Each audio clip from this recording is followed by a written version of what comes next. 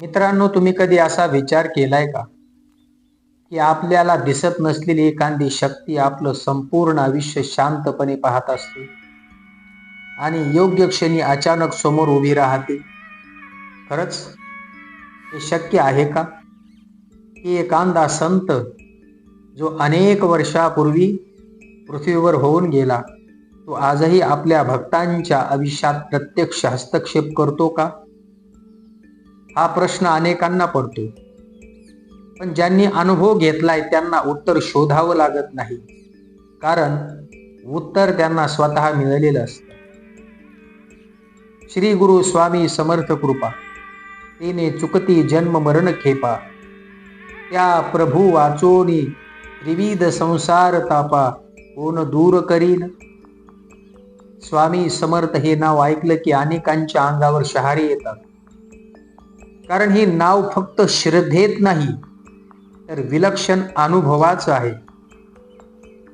स्वामी समर्थ फक्त एक संत नव्हते, ते भक्तांच्या प्रत्येक श्वासात वसणारी एक जिवंत जाणीव होते. ते अक्कलकोटमध्ये होते, पण त्यांची कृपा महाराष्ट्रापुरती कधीच मर्यादित राहिली नाही. जो कोणी मनापासून हाक मारली त्यांच्यापर्यंत स्वामी पोहोचलेच. असं म्हणतात की स्वामी समर्थ भक्तांची परीक्षा घेत नाहीत, तर भक्त स्वतःच त्यांच्या कृपेची पात्रता सिद्ध करतो. एक साधा गरीब माणूस, आयुष्यातून पूर्णपणे खचलेला, हातात काम नाही, घरात अन्नधान्य नाही आणि मनात फक्त एकच प्रश्न, आता पुढे काय? आणि त्या रात्री तो माणूस रडत रडत झोपला आणि स्वप्नात त्याला एक साधा पण तेजस्वी चेहरा दिसला. अंगावर कफनी, हातात काठी आणि डोळ्यात एक विलक्षण करुणा. स्वामी फक्त एवढंच म्हणाले, उद्या सकाळी बाहेर पड, तुला वाट दाखवली जाईल. आणि दुसऱ्या दिवशी त्याच माणसाला एका अनोळखी व्यक्तीने कामही दिलं, काम मिळालं, अन्नधान्य मिळालं आणि पुढे आयुष्याला दिशा मिळाली. आज तो माणूस म्हणतो, मी स्वामींना पाहिलं नाही, पण त्यांनी मला पाहिलं. अशा असंख्य कथा आहेत आणि म्हणूनच मी तुम्हाला विनंती करतो, हा व्हिडिओ शेवटपर्यंत नक्की पहा, कारण कदाचित यातला एखादा अनुभव तुमच्याशी जोडलेला असेल. एक स्त्री अनेक वर्षापासून आजारी आहे. डॉक्टरकडे गेली, औषध, तपासण्या सर्व काही केलं, पण काहीच उपयोग होत नाही. शेवटी सगळ्यांनी हात टेकवले. त्याच रात्री तिने स्वामींचा फोटो डोळ्यासमोर ठेवून फक्त एकच वाक्य म्हटलं, स्वामी, आता तुम्हीच मार्ग दाखवा. आणि काय चमत्कार, दुसऱ्या दिवशी तिच्या तब्येतीतील थोडासा फरक तिला जाणवायला लागला. हळूहळू पूर्णपणे ती बरी झाली. डॉक्टरांनी याला चमत्कार म्हटलं, पण तिने सांगितलं, ही तर स्वामींच्या कृपेची गोष्ट आहे. स्वामी समर्थ आपल्या भक्ताला कधीच एकटा सोडत नाही. संकट येतं तेव्हा माणूस देवाला शोधतो, पण स्वामी संकट येण्याआधीच भक्तांच्या जवळ उभे असतात. काहीही न सांगता आपल्या मनातील अंतर आवाज त्यांना कळतो. स्वामींना कुठलाही परिहार देण्याची गरज नाही. अनेकदा आपल्याला कळतही नाही, पण एखादा अपघात टळतो, एखादी मोठी अडचण सहज सुटते, तेव्हा कुठेतरी अदृश्य हात आपल्याला सावरत आहे असं आपल्याला जाणवतं. एक भक्त सांगतो, तो गाडीने प्रवास करत होता. अचानक ब्रेक फेल झाला. समोर दरी होती. त्या क्षणी त्याच्या तोंडातून फक्त स्वामी एवढाच शब्द निघाला आणि आश्चर्य, गाडी आपोआप थांबली हो. आजही तो म्हणतो, त्या दिवशी मी मेलो असतो, पण स्वामींनी मला परत जन्म दिला. हे सगळं ऐकून काही जण म्हणतील योगायोग असेल, पण जेव्हा असे योगायोग वारंवार घडतात तेव्हा ते योगायोग राहत नाहीत, तो अनुभव बनून जातो. स्वामी समर्थ कधी भक्तासमोर प्रत्यक्ष उभे राहतात, तर कधी एखाद्या अनोळखी व्यक्तीच्या रूपात मदत करतात. कधी रस्त्यावर भेटणारा साधू, कधी अचानक भेटलेला मित्र, तर कधी अगदी घरातला एखादा शब्द. स्वामी कुठून येतील हे सांगता येत नाही. म्हणूनच हा व्हिडिओ शेवटपर्यंत पाहणं महत्त्वाचं आहे, कारण शेवटी सांगितलेला अनुभव अनेकांच्या डोळ्यात पाणी आणणारा असणार आहे. एक कुटुंब पूर्णपणे उद्ध्वस्त होण्याच्या मार्गावर होतं. सतत भांडणं, आर्थिक अडचणी, मानसिक तणाव. त्या घरात स्वामीचा साधा फोटो होता, पण कोणीही लक्ष देत नव्हतं. एका दिवशी घरातल्या लहान मुलाने सहज विचारलं, आपण स्वामींना का बोलावत नाही? त्या दिवसापासून रोज स्वामींचं नाव घेतलं जाऊ लागलं. हळूहळू परिस्थिती बदलली. आज ते कुटुंब म्हणतं, स्वामी घरात आले तेव्हा शांती आली. स्वामी समर्थ भक्तांकडून मोठ्या पूजा, विधी, दान काहीच मागत नाहीत. ते फक्त मनापासून विश्वास मागतात. जो भक्त स्वामींना अनन्य भावाने शरण जातो, त्यांच्या सर्व इच्छा स्वामी पूर्ण करतात. अर्थात याकरता विश्वास हवा, कारण विश्वास असेल तर मार्ग आपोआप सापडतो. कधी कधी आपण उत्तर शोधत फिरतो, पण स्वामी उत्तर देतात, तेही शांततेतून. अचानक मन शांत होतं, निर्णय स्पष्ट होतो आणि आपल्याला कळतं, हो, हेच बरोबर आहे. आजही अक्कलकोटमध्ये जाणारे भक्त सांगतात, स्वामी तिथे आहेत, शरीराने नसतील पण अनुभूतीने आहेत. त्यांच्या समाधी समोर उभं राहिल्यावर जे समाधान मिळतं ना, जो विलक्षण आनंद, ती चेतना जाणवते ना, ते शब्दात सुद्धा सांगता येत नाही. समाधी देखील एकमेव अद्वितीय आहे. त्यांच्यासारखी केवळ तेच, अलौकिक, अद्भुत, अवर्णनीय, अपरंपार कनवाल. त्यांचे पावन नाम घेण्याची, त्यांच्या दिव्य चरित्राचे अनुसंधान राखण्याची आणि त्यांचेच स्वरूप असणारे त्यांचे वाङ्मय वाचण्याची, त्यांचे मनन चिंतन करण्याची संधी, सद्बुद्धी दोन्ही आपल्याला लाभत आहे. हेच स्वामींची आपल्यावर अद्भुत कृपा असल्याचं प्रतीक आहे. यात शंकाच नाही हो. देव दुर्लभ भाग्यासाठी परम कनवाळू करुणाब्रह्म भगवान सद्गुरू श्री स्वामी महाराजांच्या श्रीचरणी सर्वांच्या वतीने कृतज्ञतापूर्वक अनंत कोटी दंडवत प्रणाम करून त्यांचं अनुपम सुखदायक श्रीचरण त्यांच्या महन्मंगल जयंती पर्वाच्या पूर्वसंध्येला तुलसीदल रूपाने विसावून धन्य होतो. हा व्हिडिओ इथेच थांबवणं सोपं आहे हो, पण अनुभव इथेच संपत नाहीत. कारण स्वामींची कृपा प्रत्येक क्षणाला, प्रत्येक भक्तावर सुरूच असते. म्हणून जर तुमच्या आयुष्यात प्रश्न असतील, अडचणी असतील, भीती असेल, तर एकदा मनातल्या मनात स्वामी समर्थांना हाक मारा. फक्त एकदा. उत्तर कसं येईल बघा, हे तुम्हालाही कळणार नाही. स्वामी समर्थ हे नाव उच्चारलं की अनेकांच्या मनात एक वेगळीच कंपन निर्माण होते.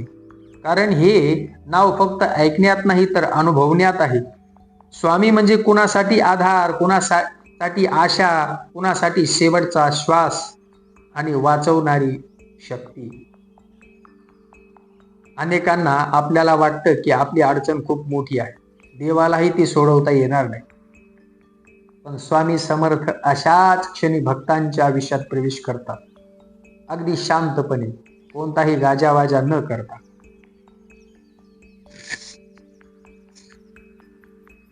एक तरुण मुलगा होता. शिक्षण पूर्ण झालेलं होतं, पण नोकरी मिळत नव्हती. अचानक रोज तणाव, स्वतःबद्दल न्यूनगंड आणि मनात सतत एकच विचार, मी काहीच करू शकत नाही. एक दिवस तो अक्कलकोटला गेला, काही मागण्यासाठी नाही बरं का, तर फक्त शांत बसण्यासाठी. समाधी समोर बसवून त्याने काहीच मागितलं नाही, फक्त डोळे बंद केले. आणि त्याच क्षणी त्यांच्या मनात एक वेगळाच आत्मविश्वास निर्माण झाला. परत आल्यावर काही दिवसातच त्याला नोकरीही मिळाली. तो आज म्हणतो, स्वामींनी मला नोकरी दिली नाही, मी माझ्यावरच विश्वास परत दिला. स्वामी समर्थ भक्ताला बाहेरून बदलत नाहीत, ते आतून घडवतात. आणि एखादा आतून बदल झाला की बाहेरचं आयुष्य आपोआप बदलायला लागतं. असं म्हणतात की स्वामी कधी भक्तांची भाषा ऐकत नाहीत, ते भक्तच मन ऐकतात. म्हणूनच कधी कधी आपण मोठमोठ्या प्रार्थना करतो पण उत्तर येत नाही, आणि कधी फक्त डोळ्यातून एक अश्रू पडतो आणि सगळं बदलून जातं. एक वृद्ध आजोबा होते, आयुष्यभर मेहनत केली, पण शेवटच्या टप्प्यावर सगळं हातातून निसटलं. मुलं दूर गेली, पैसा संपला, शरीर थकलं. रोज संध्याकाळी ते स्वामींच्या फोटो समोर बसून फक्त शांत बसायचे, काहीच मागायचे नाही. शेजाऱ्यांनी विचारलं, तुम्ही काही मागत नाही, मग बसता कशासाठी?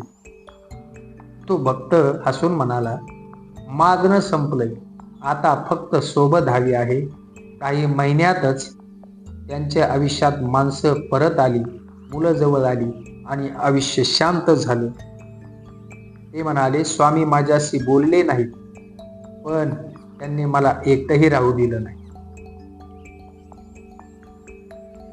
स्वामी समर्थ अनेकदा आपल्याला संकटातून बाहेर काढत नाहीत, तर संकट सहन करण्याची ताकद देतात. आणि ती ताकद मिळाली की संकट आपोआप लहान वाटायला लागतात. एक अनुभव असा आहे जो ऐकून अनेकांना अंगावर काटा येतो.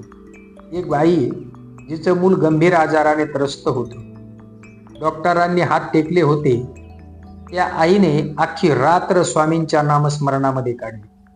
थकून पहाटे डोळा लागला, स्वप्नात स्वामी आले आणि फक्त एवढंच म्हणाले, काळजी करू नकोस. दुसऱ्या दिवशी मुलाच्या रिपोर्टमध्ये अचानक सुधारणा दिसली.